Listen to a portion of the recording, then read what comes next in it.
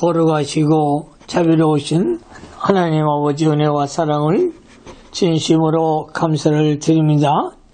우리 유나이티드 바이블 디알로지컬 칼리지 앤 세미나리에 말씀의 영을 주셔서 우리 사랑하는 사명자들이 하나님의 오묘한 진리 말씀을 깨닫고 하나님의 말씀을 증거하기에 부족함이 없는 종들로 축복해 주시옵소서. 예수님 거룩하심으로 감사하며 기도하옵나이다. 아멘. 오늘은 요한복음 10장을 공부하겠습니다.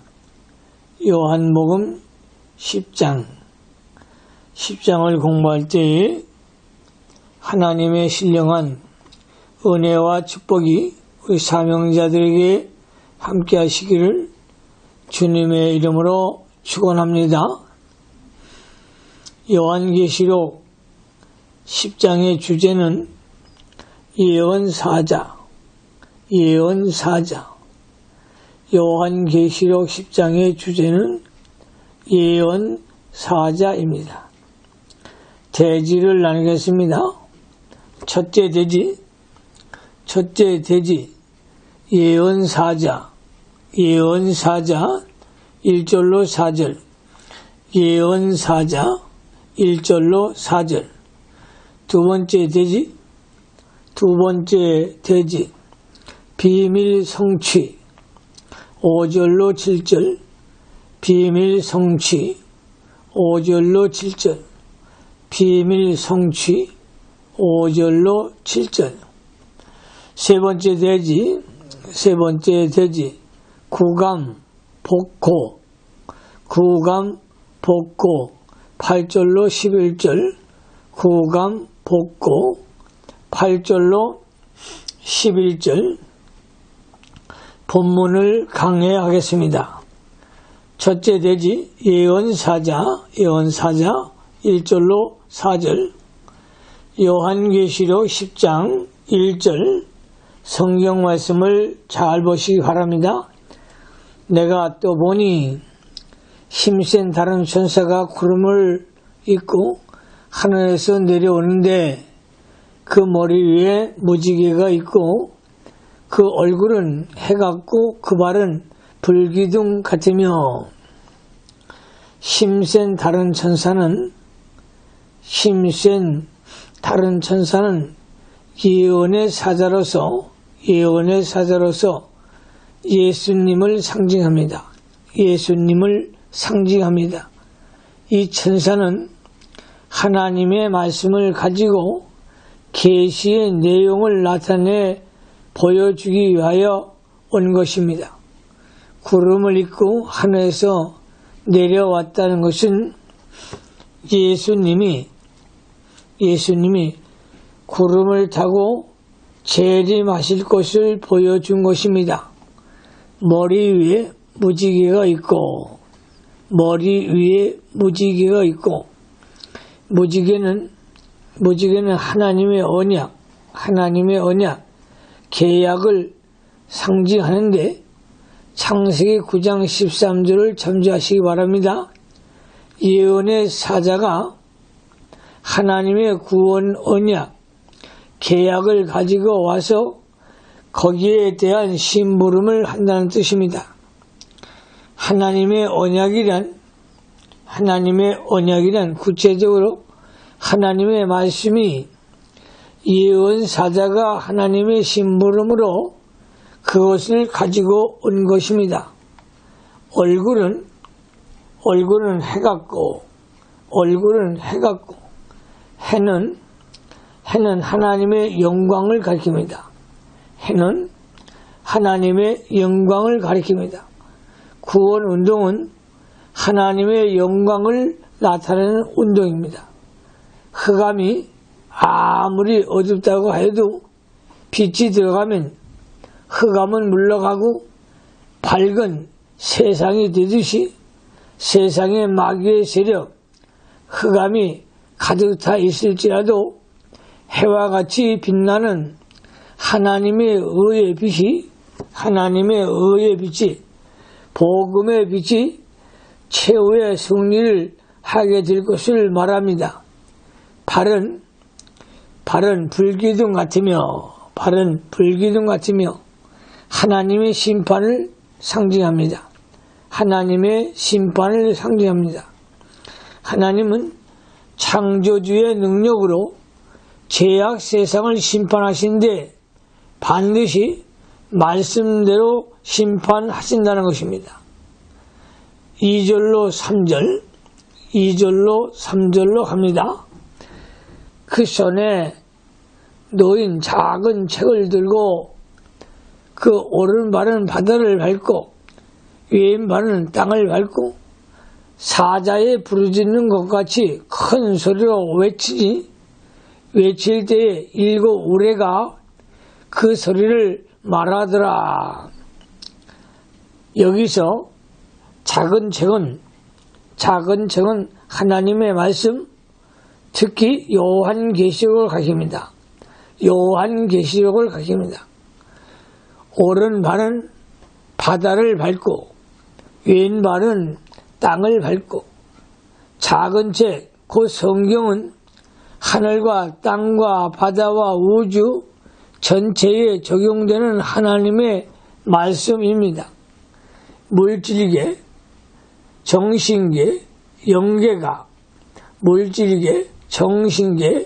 영계가 다 하나님의 말씀대로 이루어졌고 현재도 말씀대로 섭리 보존되며 앞으로도 말씀대로 심판을 받을 것입니다. 이 천사가 예수님께서 1장 13절로 16절에 나타나신 모양과 비슷하게 나타나신 것은 하나님의 말씀의 내용이 어떤 것인가를 보여주기 위한 것입니다. 즉, 그 말씀이 구원의 약속의 말씀, 무지개요. 영광의 말씀, 구름이요. 심판의 말씀, 불기둥임을 보여준 것입니다. 이 말씀이 세상과 교회와 모든 만물이 다 적용된다는 것입니다. 택한 백성의 구원과 불신자의 심판이 말씀대로 이루어진다는 것입니다. 사자에 부르짖는 것 같이 큰 소리로 외치니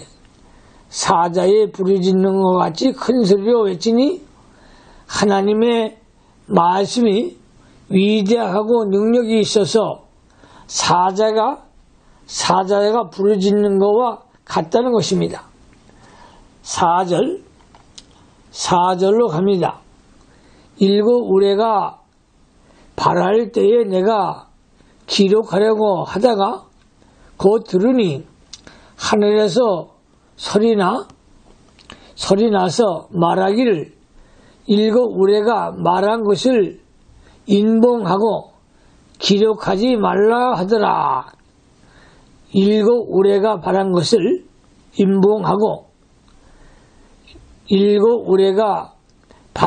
인봉하고 기록하지 말라. 7 우레의 재앙이 내려오려고 하였는데 그것을 기록하지 말고 인봉하여 두라고 했습니다. 이것은 하나님께서 그 재앙을 감하여 주시려고 그렇게 한 것입니다. 하나님께서 사랑과 긍휼로 감하여 주셨기 때문에 그 재앙의 내용을 알 필요가 없는 것입니다. 마태복음 24장 22절에 그날들을 감하지 아니할 것이면 모든 육체가 구원을 얻지 못할 것이나 그러나 택하신 자들을 위하여 그날들을 감하시리라고 하였습니다. 택한 백성을 위하여 재앙을 감하여 주시는 하나님이십니다. 7 우레의 재앙이 다 내리면 연약한 육체를 가진 사람은 구원을 받을 수 없게 했으므로 감하여 주시는 것입니다. 하나님께서 우리를 사랑하사 감당할 것만 주심으로 마귀의 세력이 아무리 강하다고 할지라도 두려워할 필요가 없습니다. 믿음으로 나가면 다 감당할 수 있도록 만들어 놓으셨습니다. 고린도전서 10장 13절에 사람이 감당할 시험 밖에는 너에게 당한 것이 없나니 오직 하나님은 미쁘사 너희가 감당치 못할 시험 당함을 허락지 아니하시고 시험 당할 즈음에 또한 피할 길을 내사 너희로 능히 감당하게 하시느냐고 하였습니다. 두 번째 제지로 가겠습니다. 비밀 성취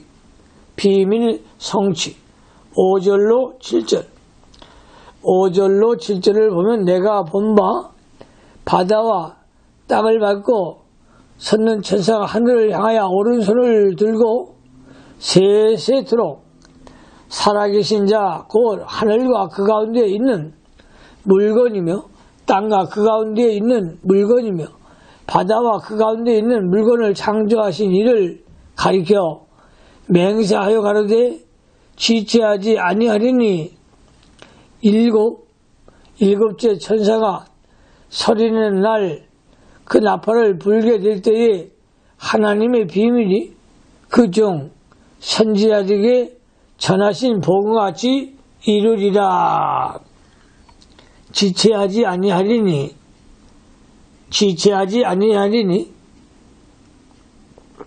시간이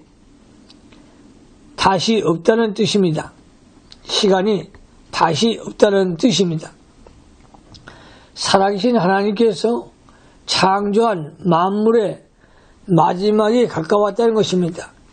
반드시 만물의 마지막이 온다는 것이죠. 하나님께서 만물을 창조하시고 섭리하시다가 하나님의 뜻대로 심판하여 만물이 종결될 것을 말합니다. 모든 것에 시작이 있으면 끝이 있듯이 세상의 만물도 반드시 하나님의 심판을 받아 끝이 나고 종말이 올 것을 말합니다. 그러므로 우리 성도들은 깨어 준비하여야 합니다. 하나님의 비밀이 그중 선지자들에게 전하신 복음과 같이 이루리라. 하나님의 비밀은 예수 그리스도의 재림입니다. 고린도전서 15장 51절에 보라 너에게 비밀을 말하노니 우리가 다 잠잘 것이 아니오 마지막 나팔의 순식간에 호련히 다 변화하리니라고 하였습니다. 하나님의 마지막 나팔을 불게 되면 예수님께서 구름을 타고 재림하실 것이고 그때에 예수 믿고 죽은 성도가 먼저 부활하고 살아있는 성도들은 호련히 변화되어 신령한 몸으로 공중에 올라가서 예수님을 영접하게 됩니다. 데살로니가전서 4장 13절로 18절 데살로니가전서 4장 13절로 18절을 참조하십시오. 이 비밀은 불신자들은 이해하지 못하고 믿지도 못합니다. 그러므로 이 하나님의 비밀을 아는 성도가 복이 있는 사람인 줄 알고 신앙 준비를 잘 해야 합니다. 특별히 날마다 예수님의 재림을 간절히 기다리는 생활을 해야 합니다. 예수님의 재림을 하루에 한 번 생각하고 기도하는 것이 좋습니다. 재림하시는 주님을 부끄러움 없이 맞이하려면 주님 재림하시기 전에 우리가 믿음을 잘 지켜 우리의 신앙 인격이 그리스도를 자꾸 닮아 나가야 합니다. 영성의 사람이 되시기 바랍니다. 그리스도의 형상을 닮아가는 하나님의 백성들이 다 되시기를 예수님의 이름으로 축원합니다.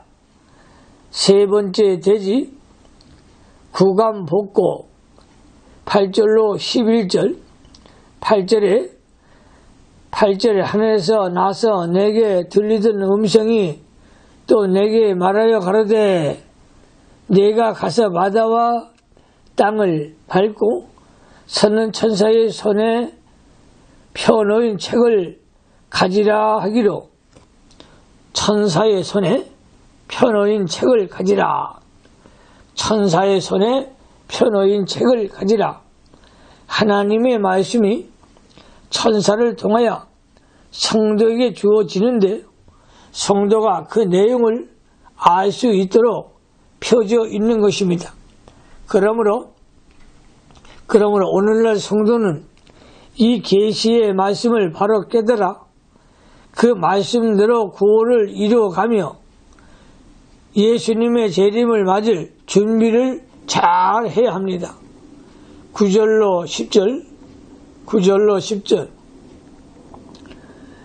내가 천사에게 나아가 작은 책을 달라 한즉 천사가 가로되 갖다 먹어버리니 내 배는 쓰나 내 입에는 꿀같이 달리라 하거늘 내가 천사의 손에서 작은 책을 갖다 먹어버리니 내 입에 꿀같이 다니 먹은 후에 내 배에서 쓰게 되더라.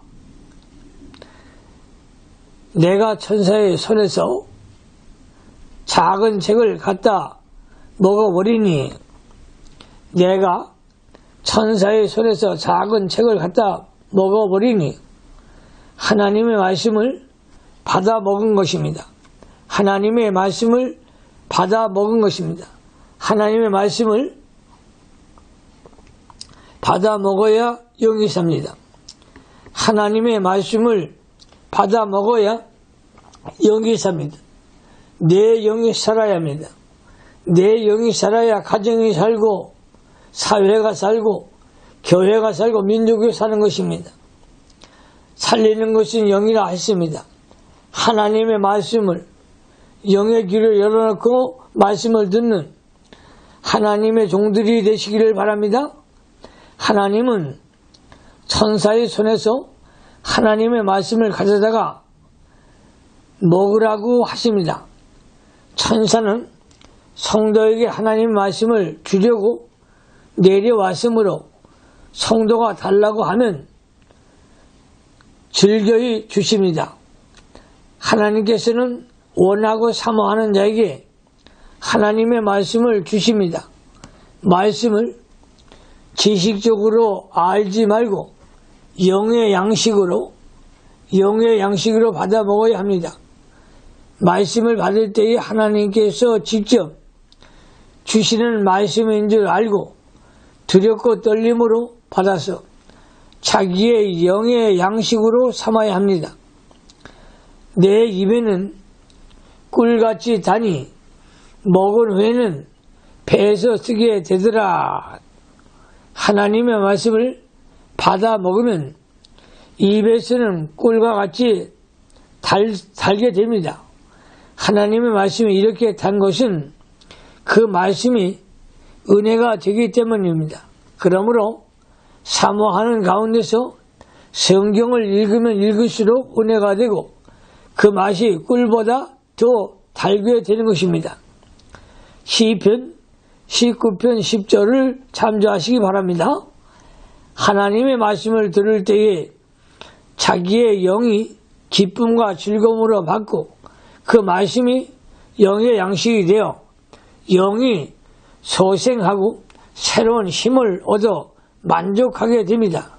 그러나 입에서는 꿀과 같이 다 알지만 배에서는 쓰게 된다고 했습니다. 그것은 하나님의 말씀대로 순종하려고 할 때에 마음속에서 반대하는 세력, 육체의 부패성이 나와 거스리기 때문에 배에서 쓴 것입니다. 하나님의 말씀대로 실행하려면 고통이 오기 때문에 배에서 쓴 것입니다. 갈라디아서 5장 17절에 육체의 소욕은 성령을 거스리고 성령의 소욕은 육체를 거스리나니 이 둘이 서로 대적하므로 너희의 원하는 것을 하지 못하게 하려 함이니라고 하였습니다. 또 하나님의 말씀대로 자기의 인격을 만들어 가려고 하면 힘이 들고 고난이 오기 때문에 배에서 쓴 것입니다. 하나님의 말씀대로 살려면 십자가를 짊어지고 세상과 자기는 부인하여야 하는데 이것은 참기 어려운 고난이 아닐 수 없습니다. 성도는 배에서는 쓸지라도 입에서는 꿀같이 단 하나님의 말씀을 자꾸 받아 먹어야 점점 영이 자라납니다. 영이 자라나면 더욱더 단단한 것을 먹을 수가 있습니다. 히브리서 5장 13절로 14절을 참조하시기 바랍니다. 영이 자랄수록 새로운 말씀을 달게 받아 먹고 그 말씀으로 인하여 영이 힘을 얻어야 합니다. 그 말씀대로 행하라고 할 때에 고난이 오지만 고난을 참고 순종해야 영의 양식이 되는 것입니다. 속담에도 좋은 약은 입에서 쓰나 몸에는 유익하다고 했습니다. 고난이 오고 힘이 들더라도 말씀대로 순종하고 나아가야 영이 자라나고 힘을 얻고 능력의 사람이 될 수가 있습니다. 하나님의 말씀에 순종하는 종들이 되어 하나님의 축복을 받으시기를 주님의 이름으로 축원합니다. 마지막 11절을 보겠습니다. 저가 내게 말하기를 내가 많은 백성과 나라와 방언과 임금에게 다시 예언하여야 하리라 하더라. 내가 많은 백성과 나라와 방언과 임금에게 다시 예언하여야 하리라. 말씀을 받아 자기의 영이 힘을 얻고 소생하였으면 나가서 그 말씀을 다른 사람들에게 전하여 주어야 합니다. 성도는 먼저 자기 영이 살고 자기 영이 자라나는 힘을 얻고 그 다음에는 하나님께 받은 자기의 사명을 다 해야 합니다. 자기의 사명을 다 하려면 많은 희생과 수고가 있어야 합니다. 자기가 해야 할 것을 마귀에게 빼앗기지 말고 자기의 책임을 다하는 사람이 되어야 합니다. 우리의 책임은 하나님의 비밀을 이 세상 사람들에게 알게 하는 일입니다. 이 사명을 감당하려면 많은 고난과 십자가가 옵니다.